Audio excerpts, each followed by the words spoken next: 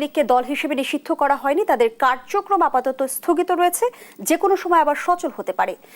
প্রধান উপদেষ্টার এই বক্তব্যের মধ্য দিয়ে কিন্তু ইতিমধ্যে বিচার বিশ্লেষণ শুরু হয়ে গিয়েছে। সেই সচল কি নির্বাচনের আগে হবে কিনা সে প্রশ্নও কিন্তু রাজনৈতিক অঙ্গনে ঘুরছে। আপনি বিষয়টিকে কিভাবে দেখছেন? আমি আমার কাছে বিষয়টা খুব আশ্চর্যজনক মনে হয়। আমি সবসময় মনে করেছি যে ডক্টর মোহাম্মদ ইউনূস একজন মেধাবী মানুষ, কৌশলী মানুষ। সারা দুনিয়ার বড় বড় যারা রাজনীতিবিদ রয়েছেন তাদের সকলের সঙ্গে তিনি দীর্ঘদিন ধরে চালচলন করছেন। ফলে আমরা সবাই তাকে যতটা সহজ সরল মনে করি বা রাজনীতি বুঝেন না এরকম মনে করি, ওনার এই বক্তব্যের মধ্যে দিয়ে মনে হচ্ছে যে তিনি রাজনীতিটা খুব ভালো করে বুঝে গেছেন।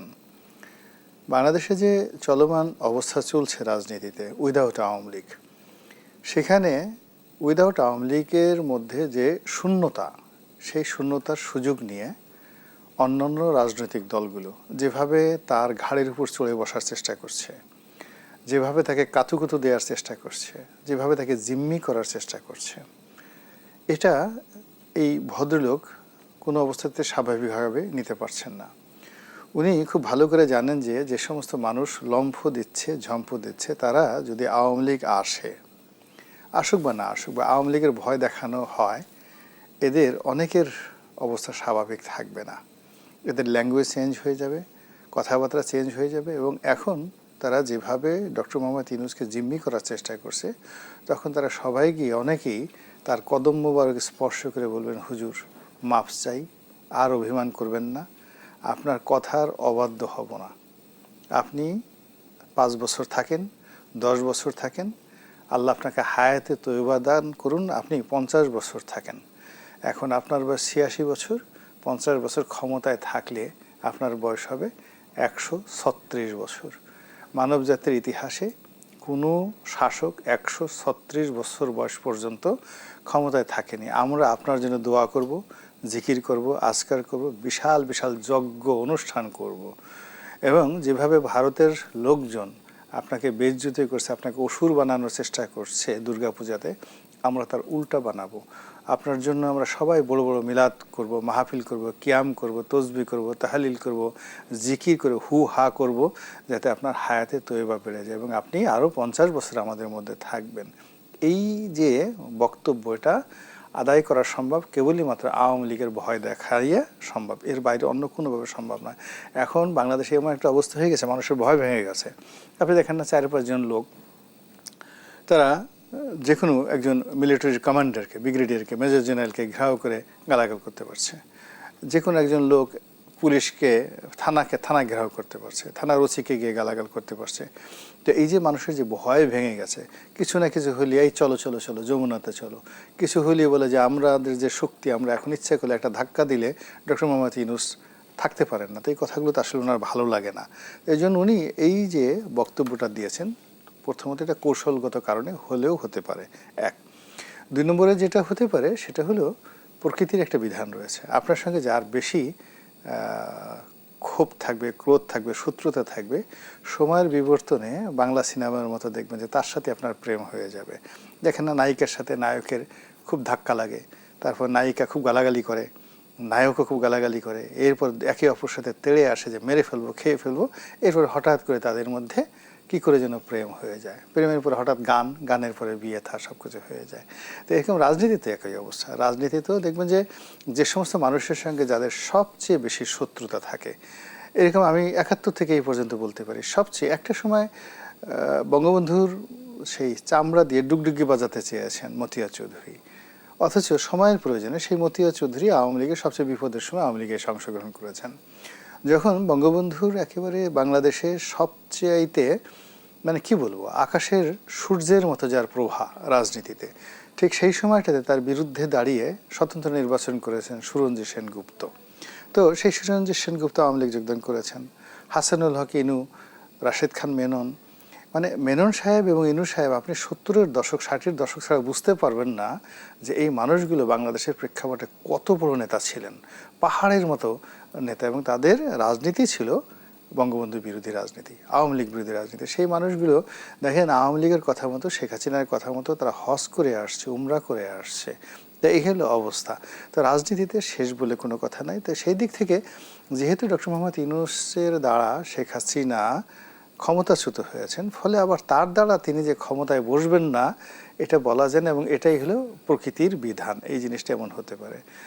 আর সর্বশেষ যেটা হলো যে ডক্টর মোহাম্মদ ইউনূস যদি দীর্ঘমেয়াদে ক্ষমতায় থাকতে চান, 5 বছর থাকতে চান, 10 বছর থাকতে চান বা 50 বছর থাকতে চান, তাহলে এই রাজনীতির ময়দানে এখানে যত বেশি সহিংসতা থাকবে, যত বেশি প্রতিযোগিতা থাকবে, যত বেশি একে অপরের সঙ্গে প্রতিযোগিতা থাকবে, থাকার পরে সব মানুষ তাকে শালিশ হিসেবে মানবে।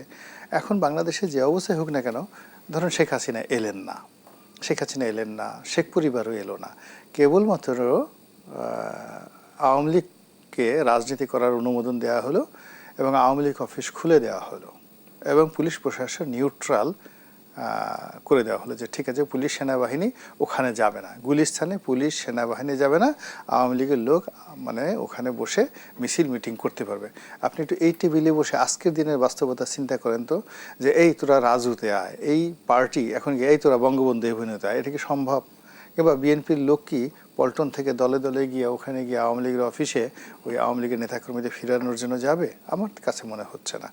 ফলে এই আপনি আমি যে জিনিসটা বুঝি, আমাদের সাথে অনেক অনেক বুদ্ধিমান বিশ্বনন্দিত একজন নোবেল লরিয়েট, তিনি তো এই বিষয়গুলো খুব ভালো করে বুঝেন। ফলে মানে সবে তো উনি কথাবার্তা বললেন, তো এই কথাবার্তা বলার পর এই কটাই আমার কাছে ব্যাখ্যা মনে হলো।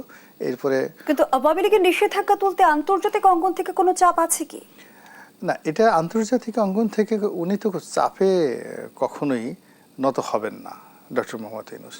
বিকজ যারা চাপ দেয় তারা তো সব ওনার এক পক্ষ ডান পকেটে আর এক পক্ষ বাম পকেটে। আপনি চিন্তা করেন, উনি জাতিসংঘের মহাসচিব বাংলাদেশকে নিয়ে আসছেন, এনে তাকে পাঞ্জাবি পরিয়ে ছেড়েছেন, পাঞ্জাবি পরে রোজার মাসে তিনি তাকে সেখানে নিয়ে গেছেন। আবার দেখেন এই যে জাতিসংঘের অধিবেশনে গেছেন এবং মানে ওনার সঙ্গে জাতিসংঘের মহাসচিব হ্যান্ডশেক করতে গিয়ে যেভাবে হাসি দিয়েছেন, মনে হলো যে ওনার চোখে মুখে পূর্ণিমার হাসি। এবং দুই বন্ধু মানে দুজনের সাথে মনে হয় যেন একেবারে হংসমিথুন। তো এই যে ওনাকে চাপ দেবে কে? দেয়ার ইজ নো বডি, তাকে চাপ দেওয়ার মতো কিছু নাই। তার যেটা সমস্যা নরেন্দ্র মোদীর সাথে, ভারতের সাথে শুধু শেখ হাসিনার জন্য সমস্যা। আদারওয়াইজ তিনি যদি এখন বাংলাদেশে বলেন যে শাহবাজ শরীফ বা পাকিস্তানের প্রধান সেনাপতি এখন আমার সঙ্গে সকালবেলা মানে আমি নাস্তা করবো এদের সঙ্গে, তারা চলে আসবে বাংলাদেশে। উনি যদি এখন বলেন যে আমি আফগানিস্তানের এখন যারা ক্ষমতাধর লোকজন আছে আমি তাদের সাথে বসে চা খেতে চাই, তারা চলে আসবে না এখন। তো ওনাকে আমরা যত মনে করছি, আসলে ঘটনা তো তা না। উনি ওনার মতো চলছেন, উনি ওনার মতো 104 জন নিয়ে সেখানে গেছেন, মেয়েকে নিয়ে গেছেন, 2টো মেয়েকে নিয়ে গেছেন। উনি অসম্ভবকে মানে সম্ভব করা একজন মানুষ। তো কাজে আমরা যারা তাকে নিয়ে অবমূল্যায়ন করি, বিভিন্ন রকম প্রেডিকশন করি, তারপর শেষে ভয় দেখানোর চেষ্টা করি, আলটিমেটলি আমরা যে নিজেরা ভয় পাচ্ছি, আমাদের অন্তর যে থরথর করে কাঁপে, বিভিন্ন চিন্তাভাবনাগুলো থরথর করে কাঁপে, এই আমাদের ভয়টা আমরা আসলে এই ডক্টর মোহাম্মদ ইউনূসের মতো মানুষের উপর চাপিয়ে দিয়ে আমরা নিজেরা মূলত বাঁচার চেষ্টা করছি। অসংখ্য ধন্যবাদ জানাচ্ছি গোলাপ বালরনি। জনাব মোস্তফা কামাল, আওয়ামী লীগ প্রসঙ্গে প্রধান উপদেষ্টার বক্তব্যের রাজনীতিতে প্রভাব কেমন? ধন্যবাদ আপনাকে। খুব টাটকা একটা বিষয় সামনে নিয়ে এসেছেন আপনি। মোটামুটি দিন পার হয়নি ওনার সাক্ষাৎকারটা আমাদের এখানে প্রকাশ করতেন। বিশ্লেষণ হচ্ছে দিনব্যাপী, যে আওয়ামী লীগ করে না অথবা অন্য দলও করে না, সেও কিন্তু সেটা চোখ বুলাচ্ছে, নানান মতো করে একটা বিশ্লেষণ করছে। প্রশ্ন এখানে একটা প্রাসঙ্গিক আসে যে এই পর্যন্ত গত 1 বছরেরও বেশি সময় ধরে ডক্টর ইউনূস যেসব গুরুত্বপূর্ণ কথাগুলো বলেছেন, প্রায় প্রত্যেকটাই বিদেশি গণমাধ্যমের সাথে। খেয়াল করে দেখুন, আমাদের দেশি গণমাধ্যমের প্রতি ওনার আগ্রহ কম, সেটা বারবারে প্রমাণিত। নির্বাচন প্রশ্নে এর আগে যতবার কথা বলেছেন, সংস্কার প্রশ্নে যত গুরুত্বপূর্ণ কথা বলেছেন, আওয়ামী লীগ প্রশ্নে বলেছেন, বেশিরভাগই হচ্ছে বিদেশি গণমাধ্যমের সাথে। তো এবারও যেই সাক্ষাৎকারটা ওনার প্রচার হয়েছে, আমি এটা পড়েছি, পুরোটা একাধিকবার পড়েছি, আরও কিছু কথা ওখানে আছে। তো প্রথম বিষয় হচ্ছে যে আওয়ামী লীগ এত প্রাসঙ্গিক হলো কেন ঠিক এই রকম সময়ে। গতকালও আমরা একটা টকশোতে ছিলাম, দুজনে হালকার উপরে ঝাপসা একটু আলাপ করেছিলাম আওয়ামী লীগ প্রসঙ্গে, কিন্তু আজকে কেমন যেন ওই আলাপটা আরও একটু বাস্তব হয়ে গেছে। তো এক জায়গায় তিনি বলেছেন ব্যাখ্যা দিতে গিয়ে যে আওয়ামী লীগ দেশে নির্বাচন বানচাল করতে চায়, সিঙ্গেল বাক্য। পরবর্তীতে আছে যে এর সাথে দেশি বিদেশি চক্র আছে, তারপরের লাইনে আছে কিছু আন্তর্জাতিক শক্তিও আছে। এতে করে ম্যাটার কিন্তু একদম পরিষ্কার, কিছু আন্তর্জাতিক শক্তিও আছে, তারা অর্থ বিনিয়োগও করছে। এই গেল একদিক। আরেক দিক হচ্ছে যে আওয়ামী লীগ নির্বাচন করতে পারবে না এই কথা যেমন বলা আছে, কিন্তু আওয়ামী লীগের লোকেরা ভোট দিতে পারবে এই কথা আছে। তো স্বাভাবিকভাবে প্রশ্ন আসে যে ভোট দেওয়াও একটা অধিকার, ভোট চাওয়াও একটা অধিকার, ভোট নেওয়াও একটা অধিকার। তো এখানে আংশিক অধিকারের কথা তিনি বলেছেন, অর্থাৎ ভোট দিতে পারবে। এইগুলো একটা বিষয়। প্রতীক থাকবে কিনা এটা কি বলছিল কিছু? প্রতীক, নৌকা প্রতীক, প্রতীকটা উল্লেখ করেনি ওইভাবে। আচ্ছা। এরপরে একটা বিষয় খুব গুরুত্বপূর্ণ, যে কোনো সময় শব্দটা আছে। তো যে কোনো সময় বলতে কি সেটা নির্বাচনের আগে কিনা প্রশ্ন আসে। কিন্তু আবার আলোচনা আছে অংশগ্রহণমূলক নির্বাচন। অংশগ্রহণমূলকের প্রশ্ন আসলে আওয়ামী লীগের কথা আসে, অথবা ইংরেজিতে যেটাকে আমরা ইনক্লুসিভ নির্বাচন বলি, ওইটার তর্জমা কিন্তু আমরা ওই রকমটাই করি। এসবের যোগফলে আওয়ামী লীগ এমনিতেই প্রাসঙ্গিক, তার উপর আরেকটু প্রাসঙ্গিক হয়ে গেল। তো এই কথা বলতে গিয়ে তিনি এক পর্যায়ে পুরনো একটা জিনিস কিন্তু আবার টেনে এনেছেন। ওখানেও কিন্তু পরস্পর সংঘর্ষ করে। যেটা বলেছেন তিনি আসতে চাননি, অর্থাৎ ক্ষমতায় আসতে চাননি, তাকে খুব পীড়াপিড়ি করাতে তিনি এসেছেন। কিন্তু এর আগে আবারও একটা বিদেশি গণমাধ্যমের সাথে তিনি বিস্তারিত ব্যাখ্যা দিয়েছেন যে গত সরকারের পতন এবং তার ক্ষমতারোহণ দুইটার মধ্যে একটা মেটিকুলাস বিষয় আছে। তো ওর সাথে এটা কিন্তু সংঘর্ষ করে। তো মেটিকুলাসের বাংলা হচ্ছে সুপরিকল্পিত অথবা নিখুঁত পরিকল্পনা। ব্যাখ্যায় বলা হয়েছে বাংলা অভিধানে যেটা, যে ব্যর্থ হবে না নিশ্চিত ওই পরিকল্পনাকে বলে মেটিকুলাস। তাহলে মিলে না কিন্তু। তো এর সাথে আপনার আবার আরও মিলান। তো শেখ হাসিনা তো গত ক্ষমতা ছাড়ার 1.5-2 বছর আগ থেকে প্রতিটা সপ্তাহে 2-1 বার কিন্তু ডক্টর ইউনূসের কথা বলতেন যে তিনি ষড়যন্ত্র করছেন, যে কারণে এক পর্যায়ে বলেছেন পদ্মা সেতু থেকে ফেলে দেয়া, টুস করে ফেলে দেয়া, ফেলে দিয়ে আবার তুলে ফেলবেন, রাখবেন না, যেন না মরে, না মরে, মারবেন না, শুধু ফেলে দিয়ে আবার টুস করে তুলে ফেলবেন। তো এগুলো যদি আপনি সমীকরণে মিলান, একটার সাথে আরেকটা যেমন সংঘর্ষ করে।